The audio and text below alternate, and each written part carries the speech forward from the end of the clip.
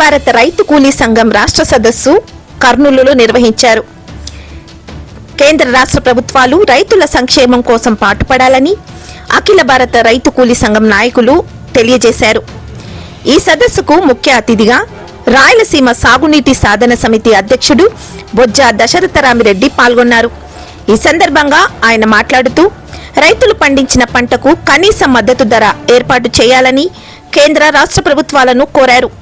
రైతులు పండించిన పంటకు గిట్టుబాటు ధరలు లేనందున కౌలు రైతులు, వ్యవసాయ కూలీలు తీవ్ర ఇబ్బందులు పడుతున్నారని దశరథరామిరెడ్డి అన్నారు. ఏదైనా వ్యాపారం చేస్తే లాభాలు రావాలని, పెట్టుబడి కన్నా ఎక్కువగా వ్యాపారస్తులు ధరలు పెట్టుకుంటారని, రైతులకు మాత్రం ఆ పరిస్థితి లేదని అన్నారు. రైతులు పెట్టిన పెట్టుబడి కన్నా 15% తక్కువగా అమ్మిన పంటకు డబ్బులు వస్తున్నాయన్నారు. వ్యవసాయం సాగునీటి ప్రాజెక్టుల మీద ఆధారపడి ఉంటుందని, ప్రభుత్వాలు ప్రాజెక్టులకు నిధులు కేటాయించాలని ఆయన కోరారు.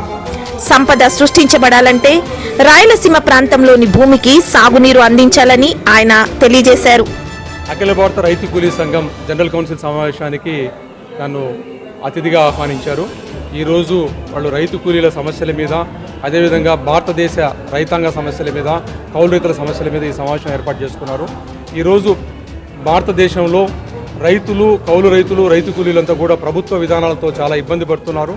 ఈరోజు వ్యవసాయ రంగం అంతా కూడా కనీస మద్దతు ధరలు నిర్ణయించే దాంట్లో లోపభూయిష్టమైన నిర్ణయాలు చేసుకుంటూనే ధర రాకుండా ఎగుమతి దిగుమతి విధానాల్లో రైతులకు తీవ్రంగా నష్టపోతున్న సందర్భంలో ఏదైనా ఒక వ్యాపారం జరిగితే రిటర్న్ ఆన్ ఇన్వెస్ట్మెంట్ మీద, వారి పెట్టిన పెట్టుబడి మీద లాభం వచ్చేదాన్ని చూసుకుని వ్యాపారం చేస్తారు. 100 రూపాయలు కనీసం రూపాయన లాభం వచ్చే పరిస్థితుల నేపథ్యంలో వ్యవసాయ రంగంలో 100 రూపాయలు పెట్టుబడి పెడితే 10 రూపాయలు 15 రూపాయలు నష్టం వచ్చే పరిస్థితులు ప్రభుత్వానికి తెలిసినా వ్యవసాయ రంగం అంతా నిర్వీర్యమైపోయి ఈ రంగం అంతా కూడా కార్పొరేట్ శక్తులకు పోయడానికి చేసే కార్యక్రమాన్ని చేపడుతున్నారన్న దాని మీద మేము ఈరోజు స్పష్టంగా మాకు ఒక అవగాహన ఉంది.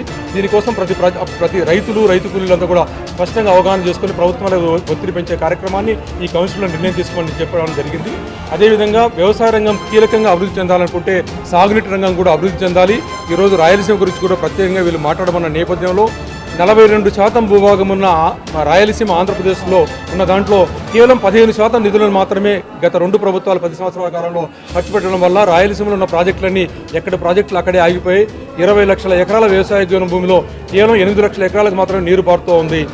తుంగభద్ర నదిలో నీరు ఉన్నప్పుడు కూడా నీరు ప్రవహించిన సందర్భంలో ఈ కౌన్సిల్ ద్వారా మేము ప్రభుత్వం మీద ఒక డిమాండ్ వస్తున్నాం. 42% భూభాగం ఉన్న రాయలసీమకు రాష్ట్ర బడ్జెట్లో 42% నిధులు కేటాయించాలని, అదేవిధంగా మధ్యాంధ్రతో లేదా గోదావరి సమానంగా అభివృద్ధి చెందడానికి కేంద్ర ప్రభుత్వం నుండి ఒక ప్రత్యేక ప్యాకేజీ ద్వారా నిధులు కానీ, ఆల్ ఇండియా సించాయి యోజన నుండి కానీ, ఆల్ ఇండియా నుండి వచ్చే నిధుల నుండి కానీ ప్రత్యేక నిధులతో వాటి సమాన అభివృద్ధి చేసే నిధులను తీసుకొచ్చి రాయలసీమలో అభివృద్ధి చేయాలని చెప్పుకుంటూ సంపద సృష్టి అనేది కూడా రాయలసీమలో ఉన్న 90 లక్షల ఎకరాల వ్యవసాయ భూమికి నీరు ఇచ్చినప్పుడు మాత్రమే సంపద కూడా సృష్టి జరుగుతుంది.